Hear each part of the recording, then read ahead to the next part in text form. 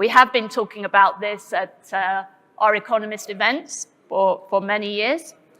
So it's quite exciting that it's actually happening now. So my first question is for the Minister, which is why did this government choose to go ahead with the project? I have to say that the Ellinikon project is something that gives pride to any Greek. It is the project that will change the image of Greece anywhere. Because now, the first thing you see when you come and the last thing you see when you go is a place of Attica that is almost a mess. After some years, when the Ellinikon project will be in place, the first thing you will see us coming to Athens with an airplane, and the last thing you will see when you go will be a marvelous place, something like paradise. Something that will really represent how really Greece is. And we're very proud, really proud, that we managed as a government, and if I can speak in a personal basis, I played a role in that we managed at the end to reach this point and make it happen. Because a lot of years, many people from the government of Greece, for various governments, had promised that this will start, but at the end it didn't start. With Kyriakos Mitsotakis' government, we managed to deliver, and I have to say that I'm really very happy, almost as it's my own property. It's not, unfortunately for me, but I see how well these first 15 days has gone for this project, and from the aspect of sales, and from the aspects of public opinion feelings of this project. Something like the whole Greek people has been engaged in this project now, and I'm very happy about it. Thank you. So, Odysseus, why did it take so long? Why it takes so long? There's been a number of reasons. First of all, it's a colossal project. So can you hear? No. No, microphone not working? Try again. So, do I continue? Can you hear me? No. Wait. There must be a technical issue. They will come to fix it. Maybe the batteries have gone. Just a moment. One moment. I know everybody wants to hear this because we've been waiting. We've been waiting a while. You see, the problems with the project is all the way. So this is what I had to do. Can you hear me now? Yes? Yes. Is it better? Yeah. Okay. So yeah, 7 years plus 7 more minutes, right? No, it's been a long way, but and as I said, there is a number of reasons. I think one of them has to do with the project. It's a very complicated one. The other thing is the way that the institutional framework works in Greece. And that's why I think more important than saying why it takes so long is what lessons we got from this and how another one wouldn't take that long, and how we can build on Greece's image. I will tell you that when this started, it had been a tough period for Greece. It was the financial crisis, and I remember going to forums around the world and having a bitter taste on what we were hearing about the image of the country. And it became a passion for us to use this project and put Greece on the map for the right reasons. Meaning, we had to build credibility, and we had to create any opportunity for foreign capital to be employed in the country for many. So, what changed is that we are seeing a totally different attitude for investments and for the business environment. And this is very, very important. And I'll tell you something. If you look globally, I like to see some examples of nations that have advanced against all odds. And if you look in the last 50 years, you will see Singapore, you will see South Korea, you will see, for example, Israel and Estonia. These are small countries that have become great. And the only thing they have in common is that they opened themselves to the world, they became extrovert to investments, and they were friendly to businesses. And it's very, very important to know that, of course, you will face difficulties, of course, you will face delays, but to know that you can pick up the phone and have a friendly partner in the government and trying to find common solutions is of extreme importance. And this is how we can build credibility as a country and bring more foreign capital to us.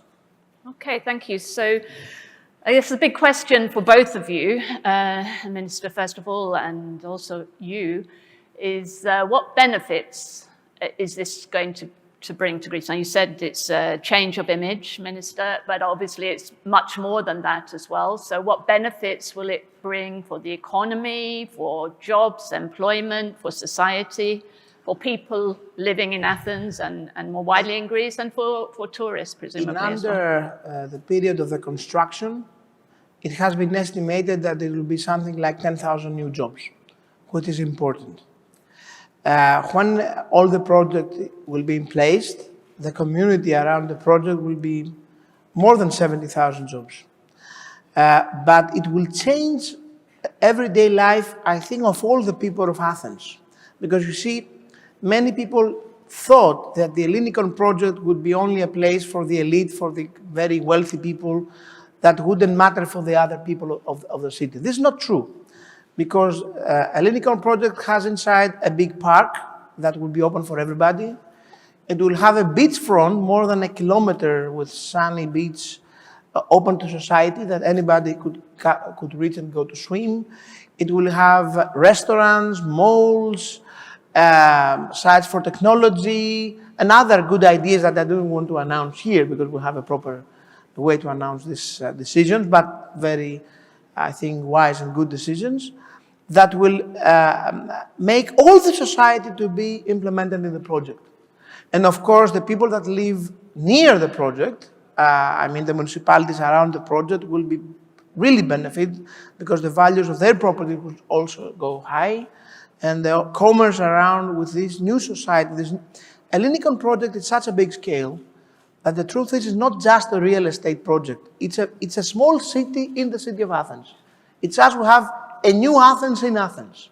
So, but with the luxury to put everything in place, to schedule it, to know what we want to do. So the people of Athens will benefit themselves from this new region in the Athens. The neighbors of the project will benefit from the rise of the values and all the other things. And the country will be benefited from thousands of jobs, a lot of income, and last but not least, we sold the property for almost $1 billion. This was not money to spare. Great. And you want me to add to this? I do, yes.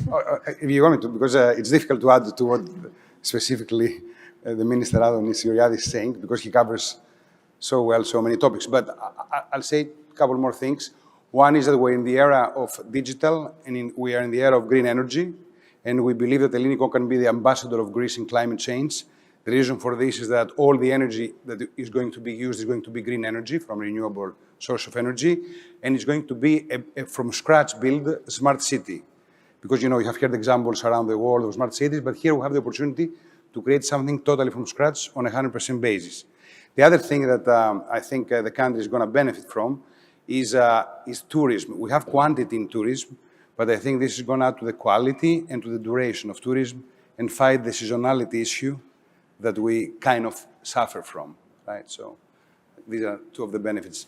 If you want me to add now for your international audience and the capital that can be employed, because of the diversity of the project, it's not, as the Minister said, just a real estate project, right? Mm-hmm. We have technology, the smart city element. We have a lot of infrastructure, telecommunication, waste management, water management, and you imagine. So there will be an exchange of know-how also between the foreign companies and the Greek companies, and many landmarks. We heard about Foster and Partners, probably, which is the first architect we announced. We have also organized 4 more tenders already. We're going to announce the names in the next coming weeks.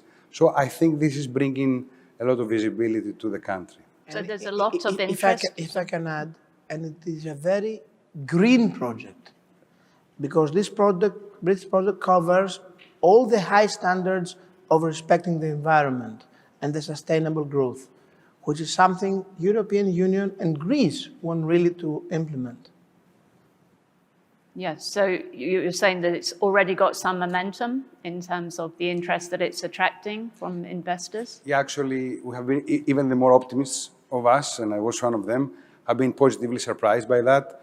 There is not only interest and expression of interest, we have real contracts being signed, and we're going to announce data on July 15th, which is a week from today on a global basis, and I think everybody will be surprised by real deals. I wanted to ask about what lessons you've learned from this, which are going to be different, I guess, for the Minister and for you. You've been engaged in the project for so long. But for the Minister, do you think, what are the lessons for you that something like this has finally, come First to of all, fruition? I will tell you the lesson as I'm going to explain how we made it happen. When we were elected, the project was almost blocked. So the Prime Minister decided that this is a top priority for his government, and he gave the authority to my ministry and my team to have a supervision of coordinating all the ministries and find ways to go over bureaucracy. We worked very hard, we found a way out. There were a lot of things in front, but we managed to pass them. But after all that has happened, now we are fixing a new legislation for all the big investments in Greece that we put inside all the experience of the problems we had to solve in order to make the Ellinikon project happen. Because our main idea and our main ambition is that an investor would never need us, that everything would work automatically. Until now, I haven't reached this point, but this is what we want to do.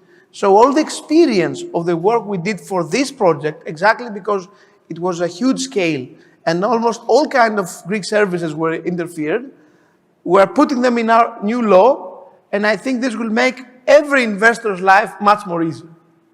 Okay, interesting. And yes, My please, view? for you, your lessons are going to be very different, I think. I'll tell you my view on that.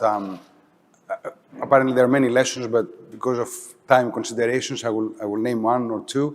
One is that people count in everything, private sector, public sector, but especially in countries that do not have such a strong institutional framework. It is very important to have a focal coordinator that can solve issues and everything. And I think one of the wise decisions regarding Ellinikon that was made 2 years ago by the PM was to have a coordinator. Actually, it was the minister that is sitting next to me. The US has Elon Musk and Jeff Bezos that talk about space trips, and you have Branson, I think. I think we have here the Minister of Space Speed, and this made a difference, this coordination. And also the other thing is that it's been now created, actually last month it was passed by Parliament, to have a central bureau, a one-stop shop for permitting. And this is not only for Ellinikon. I think when the world looks at this process and sees that things accelerate and move fast, they will build more confidence in the credibility of the country that is an intangible asset but has immense value. And I think it's been built month after month in these last 12, 15 months. I have to send a very clear message to everybody. As a government, we really believe that we have to respect other people's time and money. So we are here to make your life easier. And we can find ways to cooperate each other and solve the problems that will sure occur, because problems are there, but with the right will and with the right attitude, you can always solve it.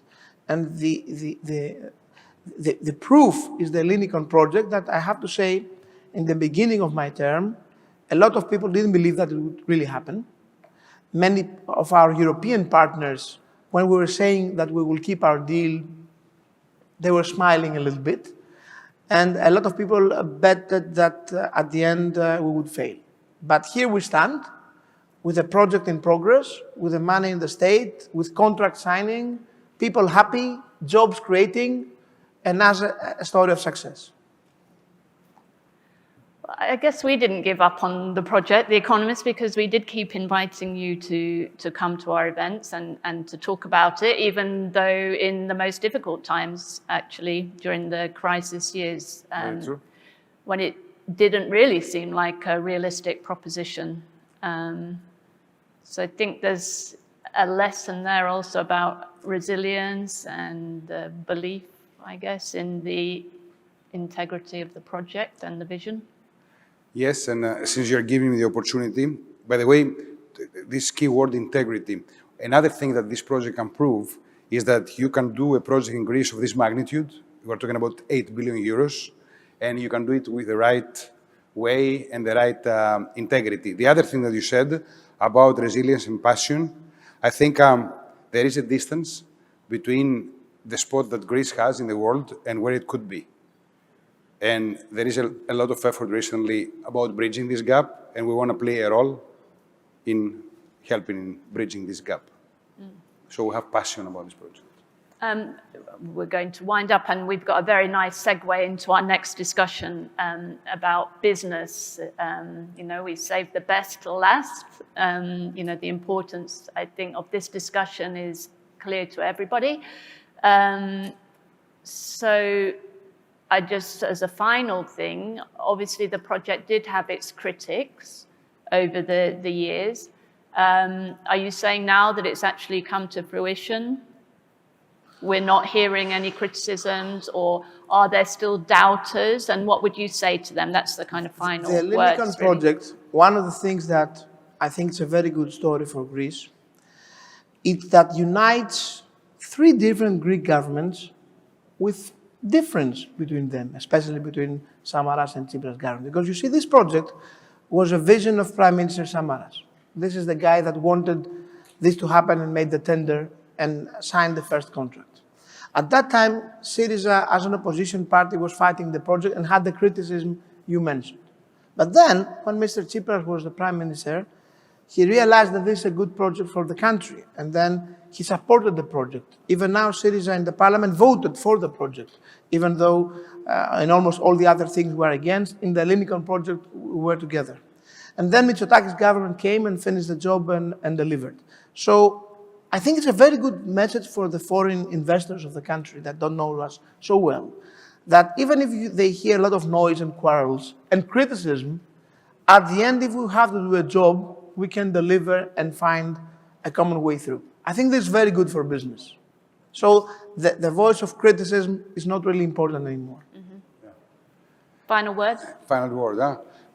One thing is that it was voted by the parliament with record votes. I don't know if you know about this, but it was 265 out of 300. But this one side, if we go to society now, right, what we see is that 80% of the people not only want the project, big change from 6-7 years ago, but they are saying, why did it take so long?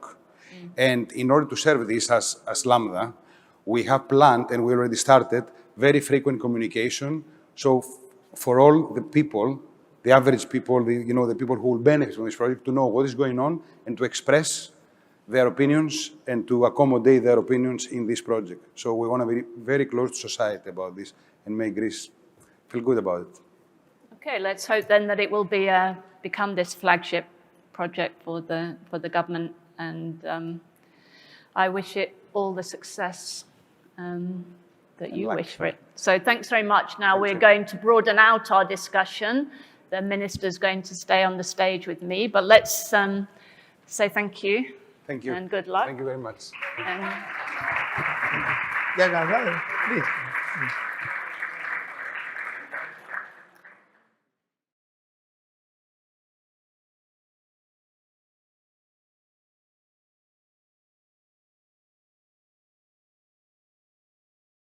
COVID-19 was a terrible experience for everybody, and of course for Greece.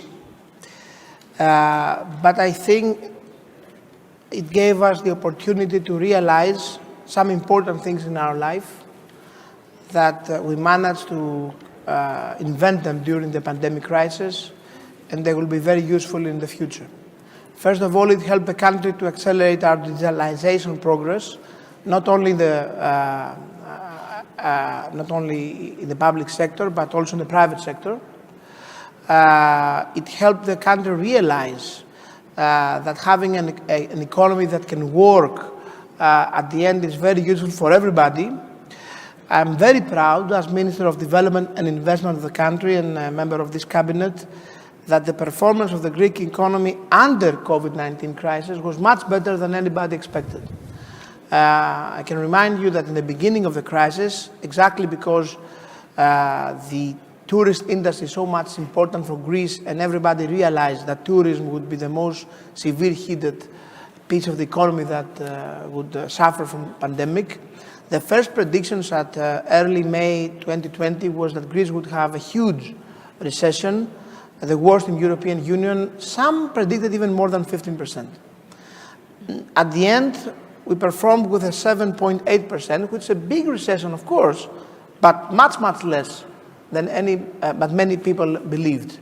I think this is a success of the Greek people that managed to find a way to work under these very difficult conditions. And now, the first elements we have from 2021, I have to say that are really very, very optimistic for the future. In the first quarter of 2021, we had an increase of investments 8.6% comparison to the first quarter of 2020 and 3% quarter to quarter, when the average European Union was 0.2% quarter to quarter. So that shows that there is really a big international interest and domestic interest for investment in Greece now. This is something anybody can feel. Anywhere you go in the country, people talk about investments, schedule plans, you meet new people that come from abroad, Greeks abroad that plan to come to live in Greece, or foreign friends that come to live in Greece, new companies that are coming. Microsoft came, Pfizer came, Digital Realty came, now Amazon is coming. I can really say that we are, in my ministry and the government, very, very optimistic about what is going to happen in the investment field in Greece in the next years. In this aspect, I think the decision of the Prime Minister to digitalize our energy sector has played a key role, because it opened opportunities to the renewable energy that are really important and attracted huge investment in the renewable energy in the country. So it's not just tourism, it's other fields that looks very, very potential in Greece, as renewable I mentioned, logistics that are really very important, the privatization program of the government, of ports, that goes very well. Just 2 days ago, we had, I think, a very big success. We managed to finish the tender for the Skaramaga shipyard and find an amount of money much bigger than many people thought. But the most important, more than the money, is that the guy that bought the Skaramaga shipyard is a very credible and very important person in the country, Mr. Prokopiou, with a big vision of restructuring our shipyard industry, which is very good news for us. It comes after Onyx investment in Syros 1 year ago that already works and produces profit for Onyx. I'm totally sure that the same in a bigger scale will come in Skaramagas. In the industry, we have the all-time high exports in industry we had all our recent years. Our PMI manufacturing indicator is better than 20 years ago. So the feeling is that the future will be really, really good. The responsibility we have is to use the resources we suddenly have in our hands, and I mean the RRF resources, the new ESPA resources that are coming together, the European resources as a whole, which is more than 70 billion, and this new spirit in the country, reform the country as fast as possible and give the opportunity to private economy to grow. And I think this will happen.